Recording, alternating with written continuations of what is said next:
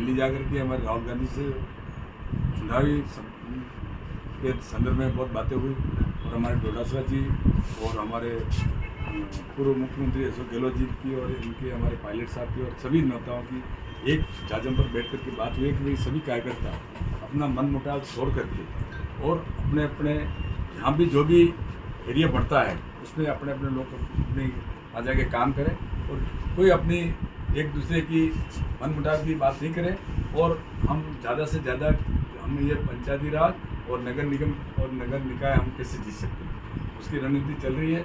हमारे साथ BLA वगैरह की ट्रेनिंग भी चल रही है और हमारे ऊपर वाले नेता हमेशा ये मीटिंगें करें। जयपुर में भी अभी हमारे रंधावा जी, डोटासरा जी और जुली साहब और इनकी मीटिंग हुई मकवाना जी की और कल हम मिले थे। उन्होंने भी कहा कि भाई हम 1 महीने या 2 महीने पहले मतलब गाइडलाइन बता देंगे कि किसको हम टिकट दे रहे हैं। उस तरह से हमारी अंदर ग्राउंड से बात चल रही है। जैसे हमारे यहाँ शहर के अध्यक्ष जी से भी बात हुई थी कि भाई यहाँ शहर के अंदर में हम वार्ड वाइज जा कर के और जो आदमी जीता हो उसको हम टिकट देने की हमारी सबकी मंशा यही है कि हम किसी के ऊपर थोपेंगे नहीं और किसी बड़े नेता के कहने से हम टिकट नहीं देंगे। और हमारा राहुल जी का भी यही है कि जिला अध्यक्ष को पावर दे रहे हैं वो और उनका मतलब यही है कि आप एक ब्लॉक अध्यक्ष को मतलब उनको बनाने के लिए भी एक प्रभारी लगा रहे हैं, वो भी दिल्ली से लगा रहे हैं ताकि किसी नेता के दबाव में आकर के कोई ब्लॉक अध्यक्ष या जिला अध्यक्ष नहीं बने। ऐसी हमारे गुजरात में जो रणनीति चल रही है उसी पैटर्न पे हम पूरे इंडिया में करने जा रहे हैं। और मेरा मानना है कि आने वाला चुनाव हमारे सभी मिलकर के हम अच्छे तरीके से लड़ेंगे और जीतेंगे। कहीं ना कहीं देखा गया आप में युवाओं की बहुत कमी है, तो युवाओं को किस तरह से आप जोड़ेंगे इस बार? युवाओं से भी बात चल रही है और सभी युवा एकत्रित हुए। अभी हमारे OBC की भी दिल्ली में मीटिंग हुई और उन सबको ये मतलब जाति वाइज OBC हो चाहे SC हो ST हो सभी लोगों से अलग अलग मुलाकात करके उनके बारे में सब युवाओं को एक्टिव करने की बात चल रही है। और जहाँ तक मेरा सोचना है कि आने वाला चुनाव कांग्रेस अच्छी रणनीति से लड़ेगी और सब मिलकर के अच्छे रिजल्ट आएंगे। पंचायत राज में आप देख रहे हो कि सरकार की मेरे को तो मंशा नहीं लग रही है। आप जब हमारे से पूछ रहे हो लेकिन अगर ये चुनाव तो पहले समय पर हो जाने चाहिए। जब हमारा चुनाव आयोग अलग से विभाग है उनकी ड्यूटी बनती है।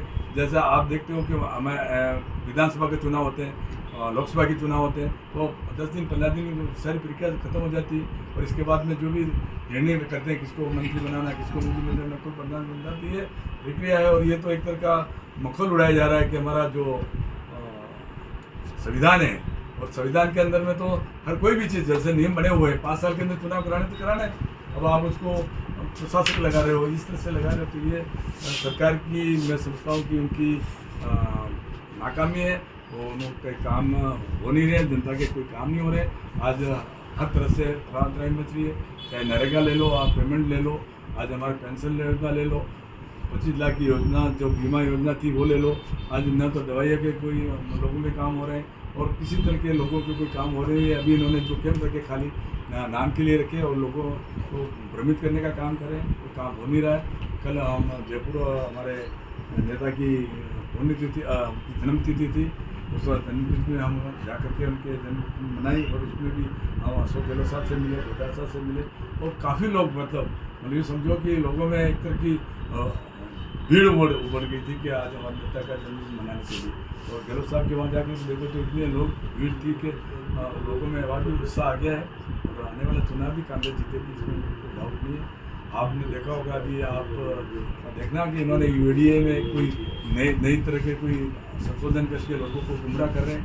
आज 1000 फीट का प्लॉट भी आपको नस्बत नहीं मिलेगा और ये इस तरह की जो भ्रांतियाँ फैला रहे हैं, काम कोई हो नहीं रहा। पर्ची सरकार दिल्ली जाती है, वहाँ से पर्ची निकलती है तो हमारे काम होते हैं, बाकी कोई काम नहीं करते। आपको क्या लगता है जो भजन लाल जी पहली बार के विधायक हैं उनके अंदर अनुभव की कमी है और प्रशासन को संभाल नहीं पा रहे हैं?